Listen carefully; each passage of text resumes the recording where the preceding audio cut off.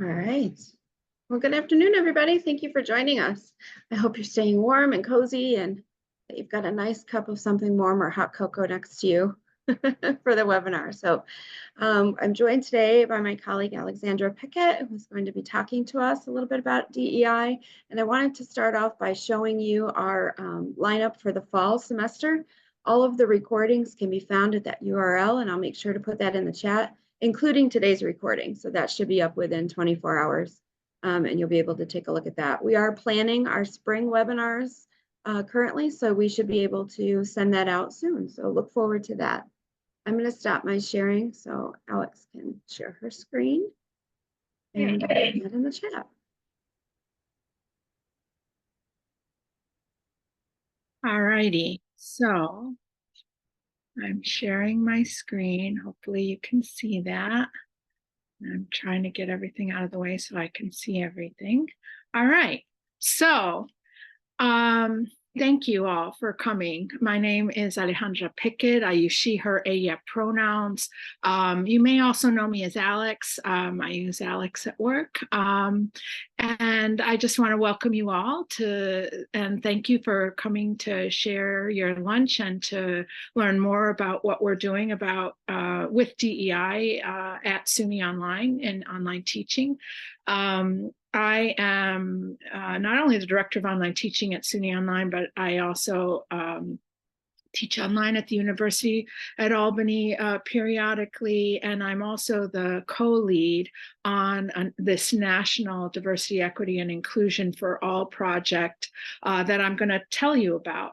My co-leads on this project are Sally Baldwin, Jeff Suarez-Grant, and Ashley Sarsgaard, and we've been working on this project for the last year and a half, and so this is kind of a status update to let you know what we have been doing in this project. And I'm trying to advance the slides. So I'm going to give you an overview of our progress and give you a sense of the project and how we have been working and what our objectives have been, some of our lessons learned so far through the project, to infuse DEI into online course quality course designs, and the vehicles that we're using for that. I'm going to give you a demonstration of the platform that we're building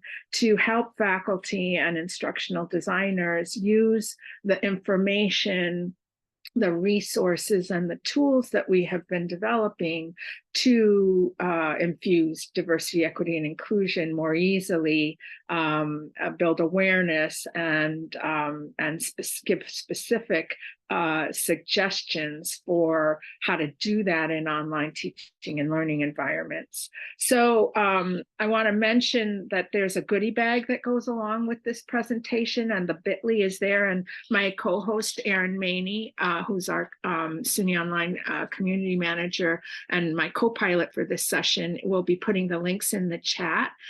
So all you need to know and grab is that DEI for All bit.ly, and you'll have everything that I'm going to show you and more. You can also save the chat because Erin is going to be putting links in the chat, but all of the links that she puts in there you'll find at that bit.ly. In fact, let me just show you. This is the goodie bag. It has everything in it that you are going to see. There is one page called links, and on that page you will find all of the links that I'm going to show today and some information about them, and actually even more than that. So you don't have to worry. All right, so that's what we're going to do today. The first thing that I want to do is to get a sense of who's in the room with us today. And so as a kind of ice-breaking activity, I'd like you to go to mentimeter.com, or you can actually put this link directly in the chat and you'll get there. Erin, you beat me to it. Thank you. So if you go there, you'll find the first question, which is what course design rubric do you use? And there are a number of rubrics that instructional designers and online faculty use to help guide the designs of their courses. And so I'm kind of curious what rubric you may be most familiar with. And so let's take a look. So far, we've got a lot of Oscars and a couple of others. So when I do this presentation in SUNY, we get a lot of people, obviously, who are familiar with Oscar, since Oscar is a SUNY homegrown rubric. When I do this presentation in other venues, that's often not the case, but I'm happy to see so many people familiar with Oscar. That's great. All right, so we've got about 22 people who have responded so far. Does anyone else want to vote?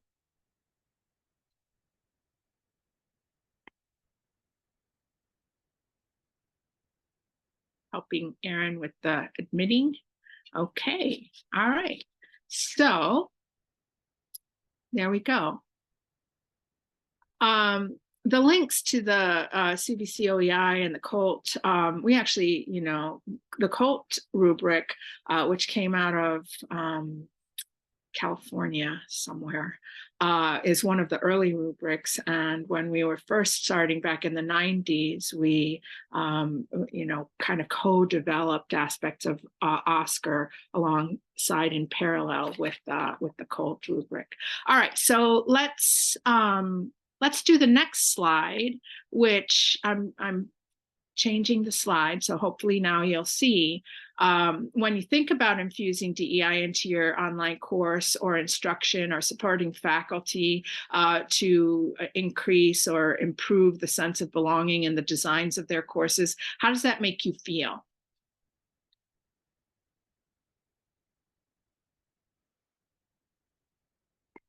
So all you have to do is enter some words and submit.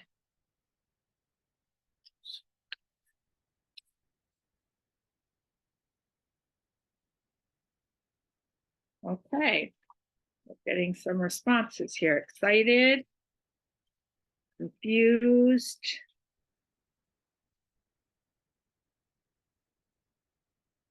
Good.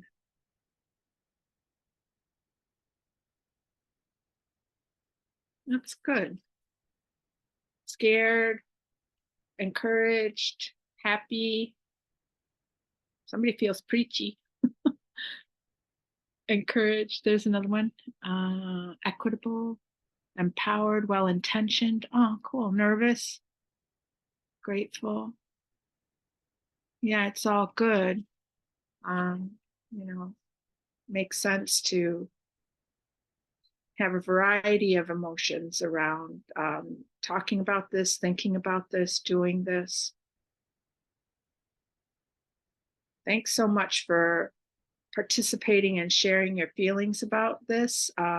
It's just, just trying to help everyone see that there's a variety of emotions that surround us when we begin to look at this work and address this work in our own ways and in our different contexts, and especially in this particular context when you're thinking about your instruction.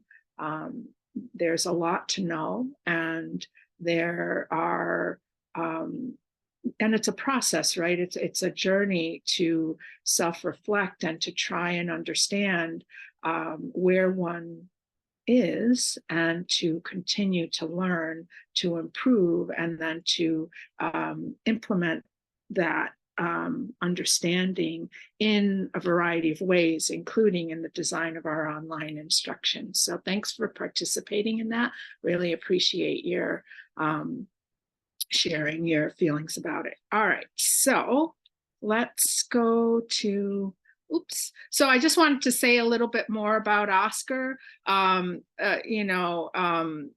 to make sure that everyone in the room knows that the part of the genesis of this project, this DEI for All project, was to infuse aspects of diversity, equity, and inclusion into OSCAR, so that instructional designers and online faculty would be able to use the tool, the OSCAR rubric and standards, to improve the design of their courses, their online courses, one aspect of which would be improving diversity, or aspects of diversity, equity, and inclusion, and that sense of belonging into what they're looking at and considering when they're looking at quality practices or best practices in terms of online course design. So, so this effort, while it is a national effort with lots and lots of institutions involved, and I'll tell you a little bit about that in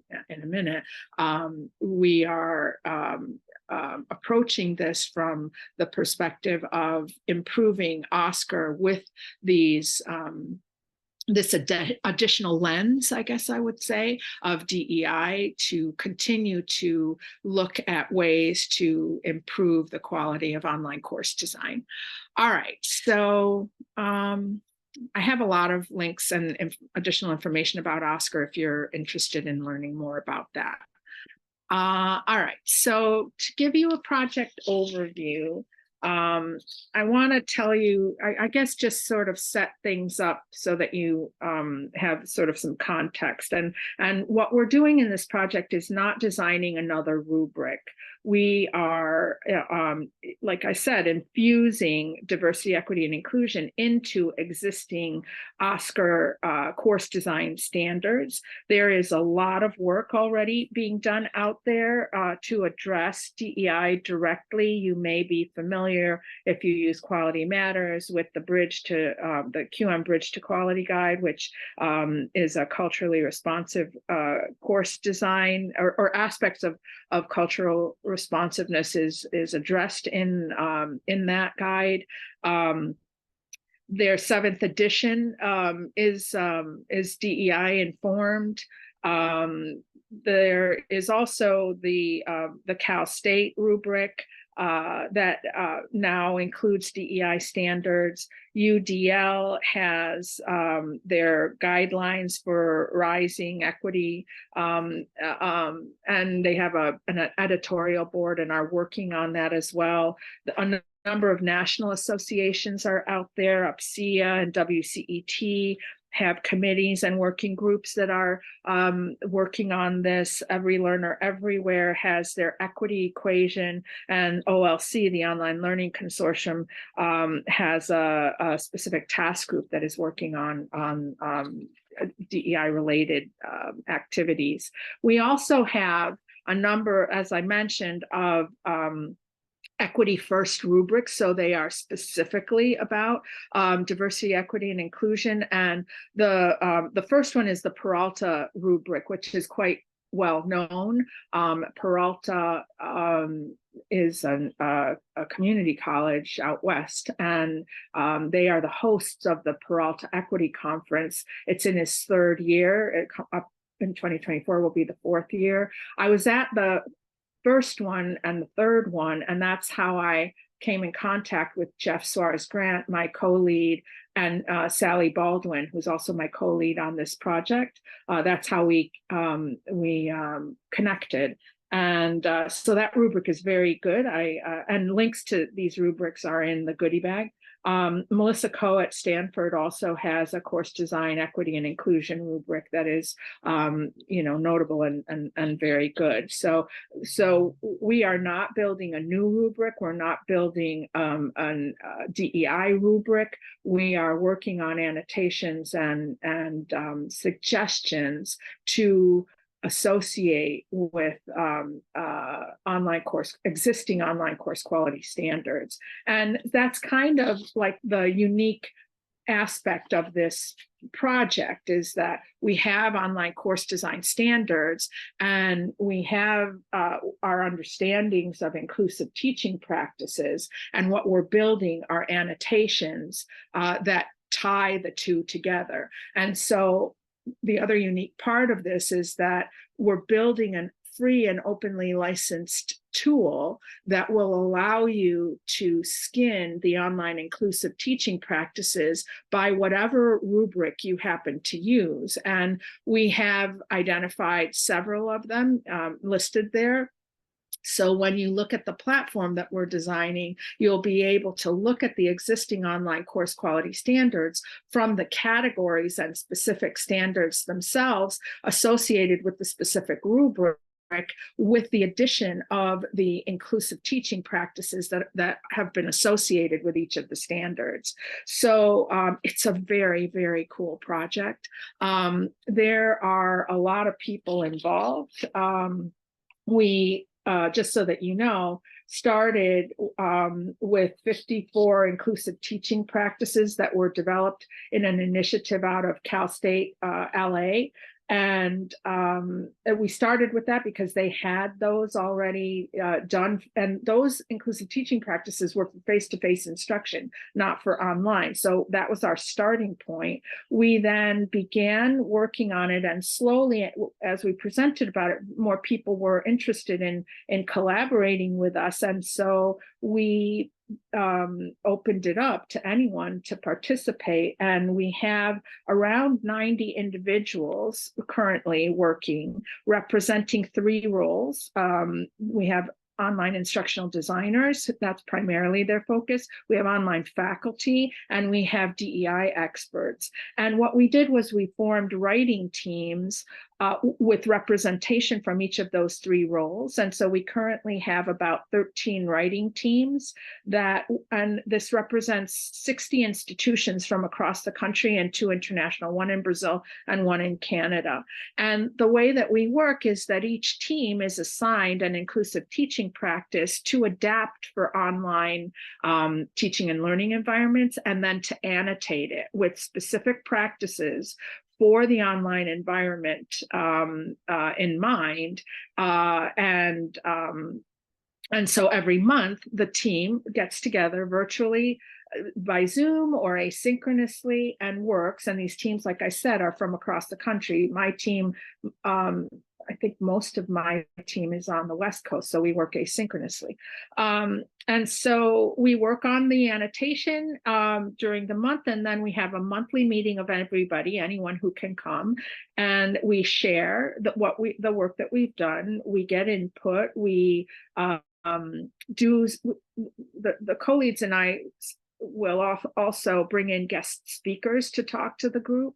And we also sometimes have collaborative activities. So we're doing things like identifying keywords and categorizing, and categorizing by specific rubric. So all of that, we get the whole group, the whole team, to assist us with that work. We have a Canvas page where we do communications and present things, put information, and we provide to the group a template. That's what you see on the screen right now. It's a Google Doc template, so it facilitates the either synchronous or asynchronous collaboration on the writing of the practice, the annotation, and we give guidance and guidelines on sort of editorial style things, what we need in each box, and then we take that information, and that's what we're using to put into the platform. So I'll show you that in a second. So that's basically how we have been working. In terms of our current project status, we've been, like I said, working on this project for about a year and a half, and as of December, as of now, we have we started with 54 inclusive teaching practices. We've consolidated down to 49 online inclusive teaching practices. We've drafted about 41 of the 49 practices, so that's about 84%. we currently have close to 20 close to completion in the platform, and I'm going to show you that in a minute. We have begun the categorization, as I mentioned, and the coding of the practices to the various rubrics, and we have an editor that Ashley is a volunteer editor. Like, I also just want to say, everybody who's working on this project is volunteering. So Ashley was at the School of Social Work at the University of Maryland, and she is an editor and is assisting us to edit things so that there's a consistency and that things look and sound good. We've been doing a number of presentations nationally and internally about this project, and I wanted to tell you that the project was recognized as an exemplar in the accessible and inclusive tools and processes category of the 2023 Horizon report, which was, very cool for us to get that nod. So now I'd like to tell you a little bit about some of the things that we've learned. As we've been doing this work, certain themes have emerged across all of the practices. These are common strategies, and they include things, and this should be no surprise to folks who have experience teaching online or are instructional designers. These things are good practices regardless of whether you're specifically targeting DEI or not, but consistent communications, clear expectations, creating an environment that is supportive, creating a sense of trust and community, valuing students' prior experiences, their knowledge, their understanding of whatever it is that your discipline is, and what they're bringing into the learning community, and then obviously providing opportunities for engagement and collaboration. All of these things, when you lens them or look at them with the lens of DEI, the aim of that is to create a positive environment for people to learn in, where everyone feels like they belong. That sense of belonging is key when we're looking at the best practices and the suggestions for each of these inclusive teaching practices. We want learners to feel seen, to feel heard, and to feel supported in their learning. And that really is, in a nutshell, what the DEI aspect, or the inclusive online teaching course design approaches, that's what they have to do with. So in general, these are the main themes. Specifically, we have identified, or I have 3 to share with you today, in terms of sort of categories of types of things that cut across all of the online inclusive teaching practices. And the first is to think about things in terms of building an intentional connection, thinking about how you can create and foster a safe and welcoming environment where everyone feels like they belong. As I said, valued, respected, included, finding out, what interests the learners. This is andragogy 101, right? And also humanizing yourself, which is also a general best practice, but when you're thinking about DEI, it's an important thing that has emerged. And you may be familiar with the work of Michelle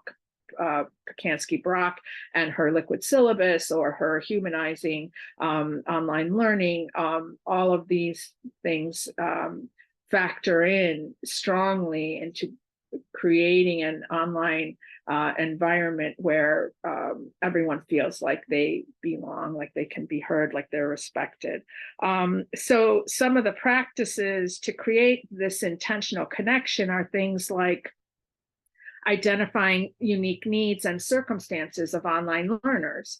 And you can do that by breaking the ice and a getting to know you quiz. Another one is the use of inclusive language and preferred names and pronouns. And so you can do that by example, share your own preferred name and preferred pronouns, and use them, and expect ask for your learners to share theirs and use them and expect their use, and you can also really make an effort to pronounce students' names and to use their names when you're interacting with them in the written online asynchronous environment. Another practice is to discover social and cultural identities of learners. And you can think about in your ice-breaking activities, how might that be something you could do potentially? Are there other aspects of your course where there might be an opening, or it might be relevant to inquire about the learner's social and cultural identities? Another aspect in terms of the design of your course is to examine your subject matter critically and think about the images that you're using. Are they representative? Does everyone in your class, all your learners, do they see themselves in any images that you may use? Think about your syllabus and the readings that you provide.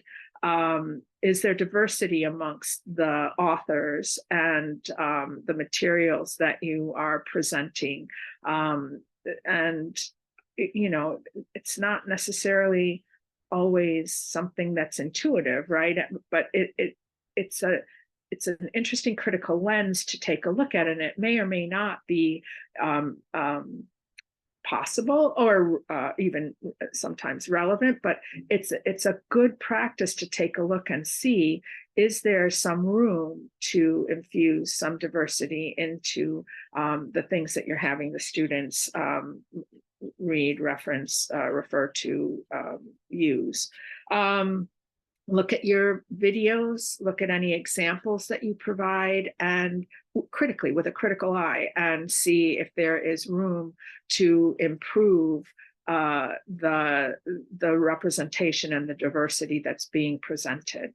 So that's building intentional connection. The second one that I wanted to share with you has to do with design and support in terms of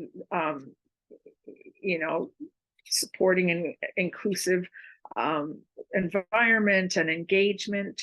And so you might want to think about, the getting started stuff in your online course is super important. That's where class community is formed. That's where trust building begins to happen. The first 2 weeks of the course are super important in terms of trust building and community building. And so you might want to think about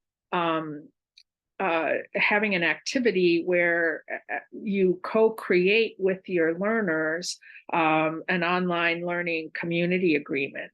And I'm going to show you that in a second. When I do the demo of the platform, I'll show you what that looks like. But it really helps to have everyone in the class co-create the agreements for the course. And this is true not just of online environments, but of any environment or anywhere where you're working in a group of people. Having in your online course, if you do this, it really helps the learners feel like they have input into what's going on in the class, and they can put their input in to things that are relevant and specific to them that might not be visible or immediately transparent to you or others in the class. So it's a very cool idea. You want to, in that same spirit, design activities where learners can have input and choices into how the course is managed. You want to think about flexibility. You want to think about due dates and types of assignments, and not make assumptions. And if you've been teaching online for a while or are an instructional designer, sometimes we just arbitrarily, or just because that's how we've always done it, make things due at midnight, make things due on Friday or whatever, and you don't necessarily think about this either from the learner's perspective or from sort of a flexible perspective. If you're not going to look at the work at midnight, why is it due at midnight? Right. So you might want to think, who are your learners, and does it make more sense to have things due Monday morning, or, so that they can work through the weekend if they are working adults. So just not making assumptions and thinking through and giving learners choices about that, I think is in part some of the things that we've learned around these inclusive teaching practices. You want to think about basic UDL, sort of presenting content in varied formats to target varied preferences. So, having a combination of things that are written, things that are visual or videos, or that you can listen to, is always a good practice. Just thinking about that and thinking critically about that, and making choices about that, and providing choices for the learners in terms of how they interact, how they respond, and how you present content to them, I think is one of the elements that we're seeing relevant in this particular category. Modeling behaviors yourself, providing examples and exemplars is another way to help in this area. Again, designing activities that allow learners to connect what they're learning. Again, this is another Andragogy 101 thing, to connect what they're learning to things that are immediately important, relevant to their real lives. So if they're going to be nurses, that they can somehow see that they can apply what they're learning to that goal, or if they are, no matter what it is that their context is, that they can see immediate value and use to their actual real lives and to their goals and aspirations. And then giving opportunities for learners to inject their own interests and skills into their course contributions. And so again, giving students choices in how they make their thinking and learning visible to you. So,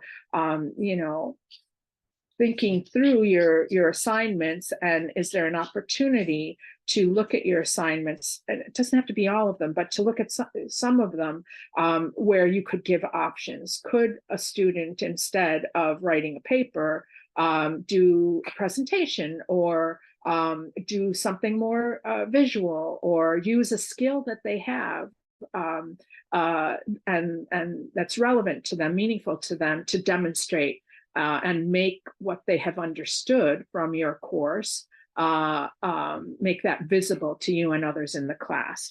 So some of the practices are things like, I mentioned the co-create the online learning community agreement. I'll show you that in a minute. Facilitate connections between subject matter and learners' prior knowledge. So asking learners what they already know about your subject, that's an excellent icebreaking activity, actually.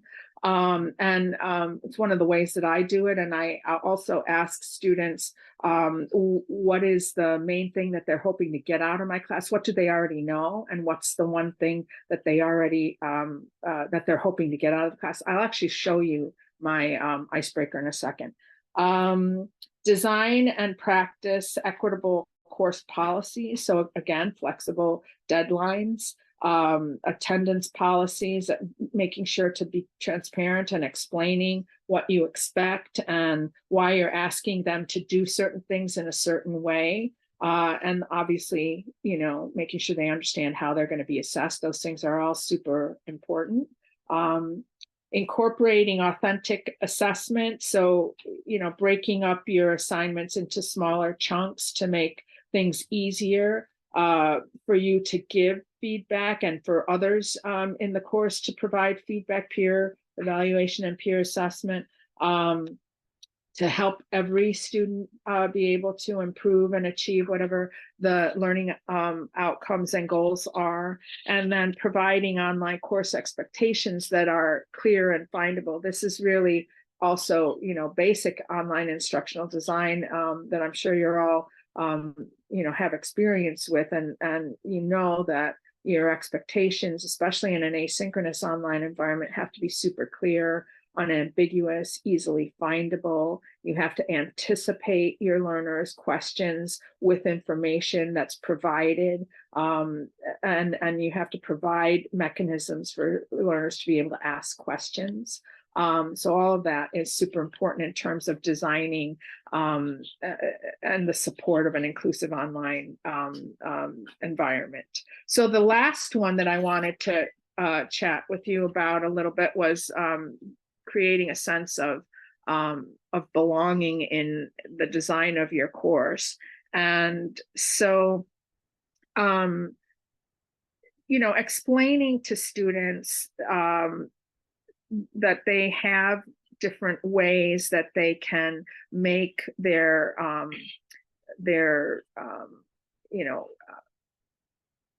ways that they have understood things or not understood things clear to you in the course. So specific places where they can ask questions, or specific ways that they can avail themselves of you or of the help sources that may be available to them. So making sure that that's very, very clear helps to let students know that they belong there and that there is support for them.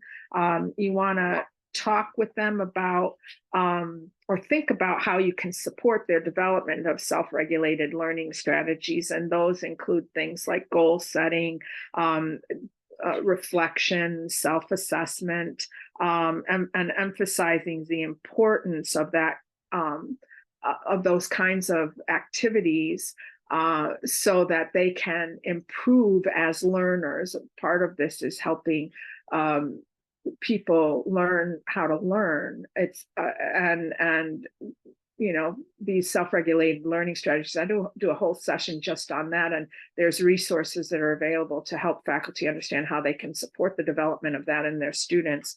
And so that's something that that faculty can do to support the development of self-regulated learning skills in their learners. You can also showcase inclusive assessment methods, such like combining, as I mentioned in the other one, giving students choices in terms of how they make their thinking and learning visible to you. So, they could do a written assignment, or they could do a multimedia presentation, or they could host or facilitate online discussions. They could do group or hands-on projects. They could, again, tap their own individual interests and skills to be able to showcase what they've learned, or how they're applying what they are learning to you, so that they're demonstrating what they've learned, and you can, and then they're open to feedback from you or others in the class. So some of the practices that are related to this one are explain unwritten rules and hidden curriculum in higher education. So this means the hidden curriculum is stuff that is to you and I is clear and transparent. Like, I know what a bursar is. I know what office hours are, but you can't really assume that everybody knows that. If you're a first generation student, you may not know what office hours are, and or there's terminology, for example, that students may be unfamiliar with, like what's a LibGuide, right? So students may not know, especially if they are first gen students, may not know what some of these things are. That's the hidden curriculum. And so trying to think about not assuming things and anticipating what people may not be familiar with. And a simple suggestion is to spell out alphabet soup. In higher education, there's tons of acronyms for everything. And so one easy thing to do is to just make sure to spell out acronyms, or explain what a particular acronym means the first time you use it. You want to also ensure diverse representation in media. So, as I mentioned earlier, taking a look at your course readings, your materials, the images, the videos you use, and looking for opportunities to um, uh, to showcase diversity, and to think about representation, and think about who your students are, who's in the class with you, and taking a critical eye to the content, the readings, everything in your course, to make sure that students can see themselves in those materials. And then the last one is about building rapport with learners. And one of the great ways that you can do this easily is to create an introductory video, short, extemporaneous. Doesn't have to be Steven Spielberg produced, but something that shows you as a real human person in your whatever your context is. I like to do it at my kitchen table with my husband and dog and kid running around in the background, so that people can see and feel me as a real person, not just the instructor in the course. And then also adding a tour of your course, like not assuming that learners will automatically know how your course is structured and where things are, maybe even why they are the way that they are, but doing a quick tour of the course. Here are the important things. Here's how you ask a question. Here's how you make an appointment for an office hour for me. Here's where your grades are. Here are the assignments. This is the logic for each of the modules. Just something really quick. It doesn't, like I said, have to be over designed. And you can just use any kind of screencasting tool like Screencast-O-Matic or whatever it is that you can have access to. I use Screencast, it's free. And so you want to also, as you're doing that, you want to make sure that students know that you're available. In addition to being human, that you're available, that you care, and that you are there to support their success. And you can model language, you can model tone, you can explain in terms of your expectations, and all of this is to build trust. And you also want to make sure that whatever you say you're going to do, that you actually do that. And you also want to be open and say that you are learning too, and that you are open to feedback, and make a concerted effort to request feedback, and to make it easy for students to provide feedback, and then to use that feedback to improve things, either in your design, in your content, in your own understanding of learner experiences. Obviously,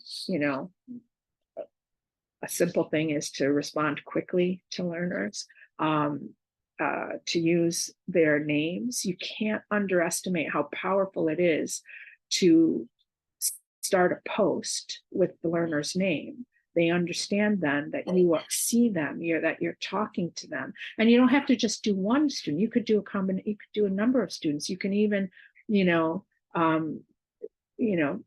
tag students at the end of a post and say, this is, you're writing to a specific individual, but then ask another individual, what do they think? So there's a lot of power in using people's names, especially for connection and belonging, especially in an online asynchronous environment. All right, so I'm going to do the demo now.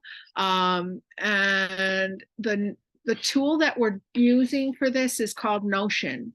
And these are, you should be seeing my screen, right? So this tool, it's called Notion, and you can see here, I have, there's a bunch of these sort of breadcrumbs: Quality Matters, Oscar, CVC, OEI. These are the different rubrics. So if you click on, no matter which one you click on, you'll get to see the standards that we have up so far based on the categories and the standards of that specific rubric.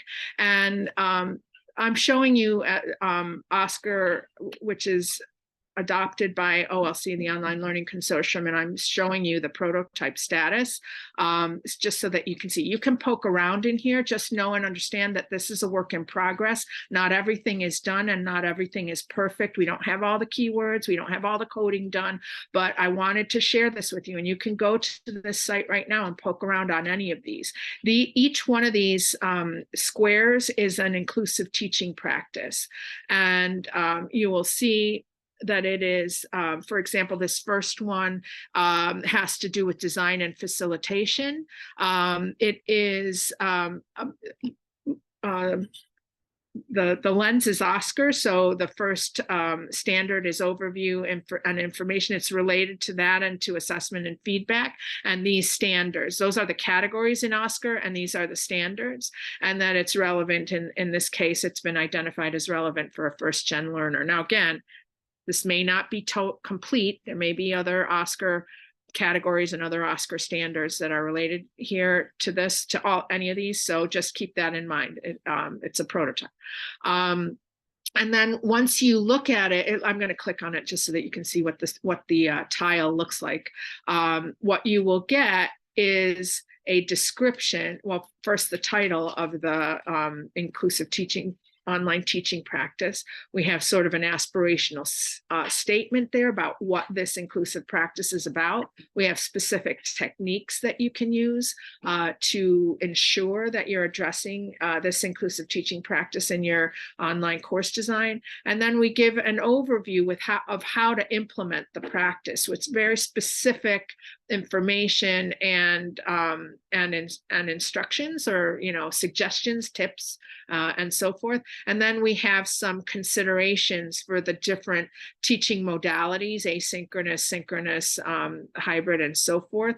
And then we will have references and web links and whoever's contributed to this listed. So that's kind of how it's set up. I did want to show you a couple of these. This one is identify unique needs and circumstances of online learners. And so for this one, we have some specific techniques. So like begin your course with a getting to know you questionnaire. You may already do that, but you might want to look at your questionnaire and see, are there questions that you might be able to ask that might address this particular inclusive teaching practice, which is unique needs and circumstances of learners.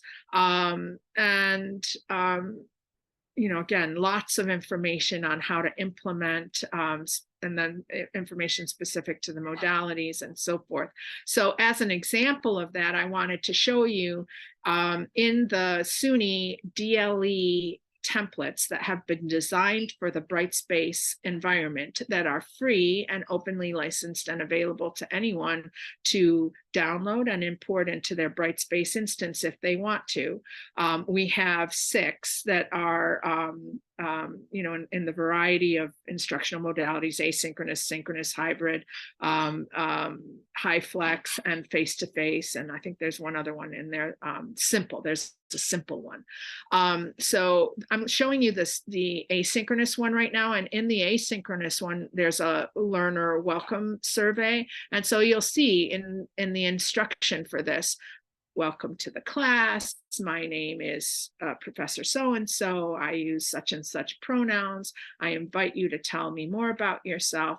And then let me show you the preview of this survey. It asks things like, what is your name, your preferred name? What are your preferred pronouns? How do you identify? Do you have concerns about the technology? Where are you living? What's your goal for the course? And what else do you want me to know about? So this is just an example. In the DLE templates, all of this is customizable, changeable. You can use your own questions and add, 1 or 2 questions that gets at this particular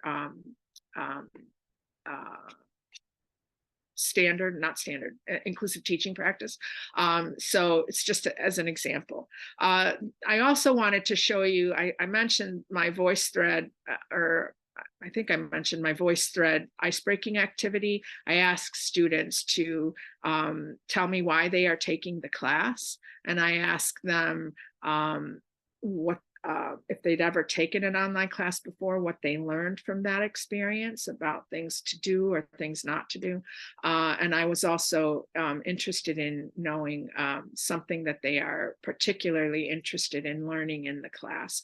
And this link to this voice thread with my students' permission is in the goodie bag. So you can actually take a look at the whole icebreaking activity if you're interested.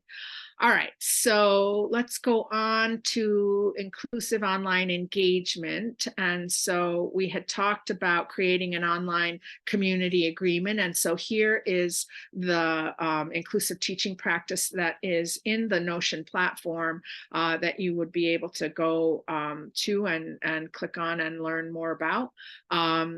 So there's lots and lots of information here about how to do this.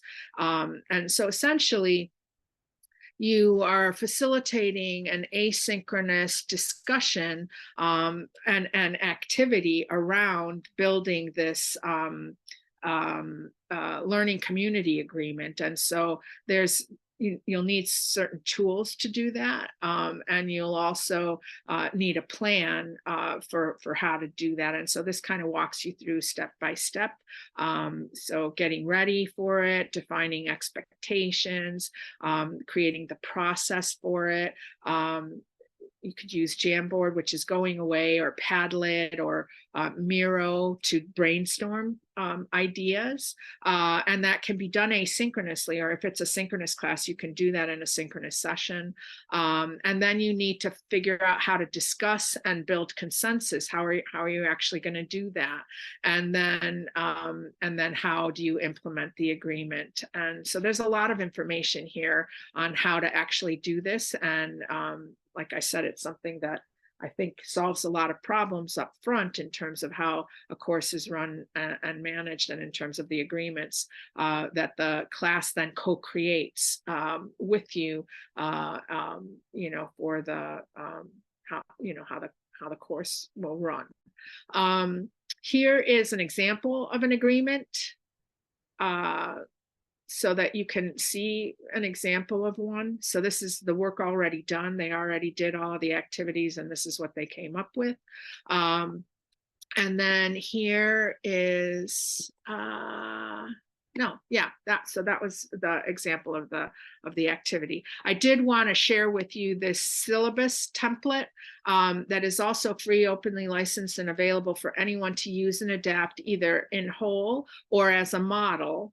And it is not only associated with OSCAR standards, so every element in this syllabus is connected to an OSCAR standard, but it also, I wanted to show it to you so that you could see some of the elements. Like, for example, the instructor is sharing their name and pronoun. There is, obviously how to contact the instructor. It has everything that most syllabuses will have, but it also has, for example, a basic needs statement. It then also has a names and pronouns statement so that the students know that they are invited and welcome to share their names and pronouns. It also has information on regular and substantive interaction, which I think is unique.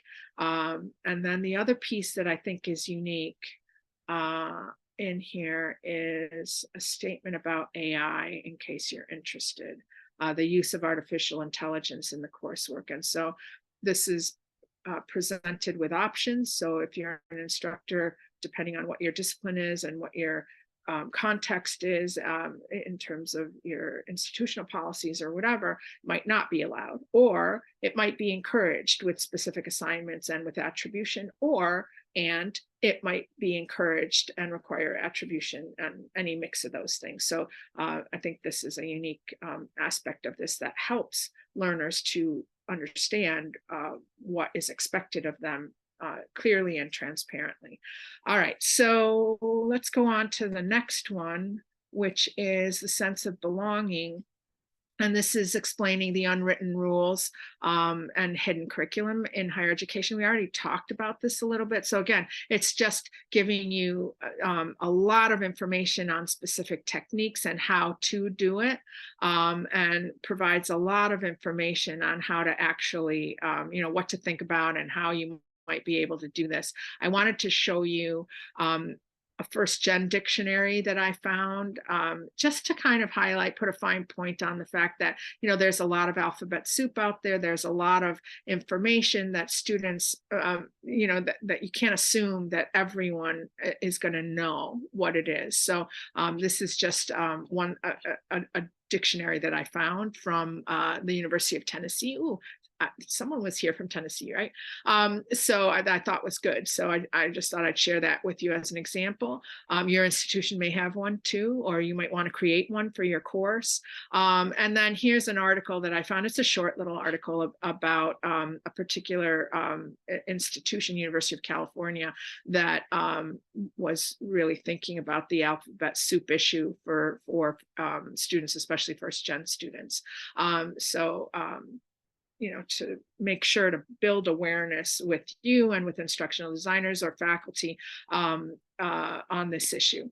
All right, let's look at the last one, which is the last thing that I have for you is a collaboration activity, and we have not too long, but I'm going to share this with you, and you can do this. We don't have to do this right this second. I'm going to leave this for you here. Let me just do this. And what I wanted to do is recognize that there are people in the room currently right now with us who have experience and have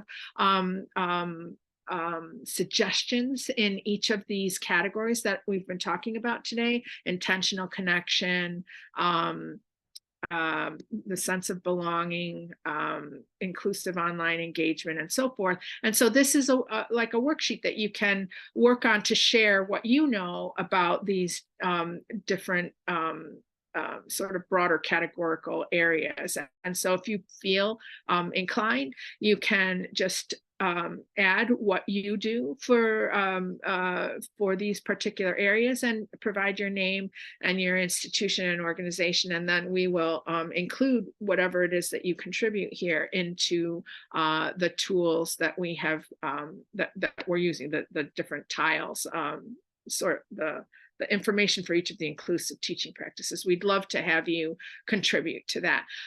This is the website for our project, just so that you have a place that you can go to learn more about this project. And here's the list of all of the current contributors. We are always interested in having more people participate and contribute. And if you're interested in, even if it's just attending a meeting and not volunteering to do any work, but just to keep informed, just fill out this form and we'll invite you to the meeting. And, there's no obligation. Again, this is all volunteer. We have people who are volunteering in a variety of ways. Some of them just come to the meetings or just occasionally come in and give feedback and contribute or work on a particular activity that we have. So if you're interested in this, I genuinely invite you to join and let us know so that we can include you. So again, the goodie bag is the bit.ly DEI for all, and it takes you to this folder. And in this folder, you will find the collaboration activity that I just showed you, where you can contribute what you know and share, any practices or suggestions you may have. The PowerPoint presentation is here. All of the links, that document that I showed you that has all of the links on it. There is a version of the Oscar PDF rubric.